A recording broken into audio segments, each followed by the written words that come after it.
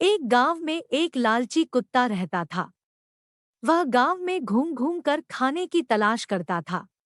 वह इतना लालची था कि उसे जितना भी खाने के लिए मिलता था उसे कम ही लगता था। गांव के दूसरे कुत्तों के साथ पहले उसकी अच्छी दोस्ती थी, लेकिन उसकी इस आदत की वजह से सभी उससे दूर रहने लगे। लेकिन उसे कोई फर्क नहीं पड़ा। उसे सिर्फ अपने भाईजन से मतलब था। कोई न कोई आते जाते उसे खाने के लिए कुछ न कुछ दे ही देता था।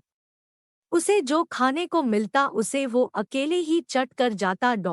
एक दिन उसे कहीं से एक हड्डी मिल गई। हड्डी को देखकर उसकी खुशी का ठिकाना न रहा। उसने सोचा कि इसका आनंद तो अकेले ही लेना चाहिए। यह सोचकर वो गांव से जंगल की ओर जाने लगा। रास्ते में वह पुल के ऊपर से नदी पार कर रहा था। तभी उसकी नज़र नीचे नदी के ठहरे हुए पानी पर पड़ी। उस समय उसकी आंखों में सिर्फ हड्डी का लालच था। उसे यह भी पता नहीं चला कि नदी के पानी में उसका ही चेहरा नजर आ रहा है। उसे लगा कि नीचे भी कोई कुत्ता है जिसके पास एक और हड्डी है।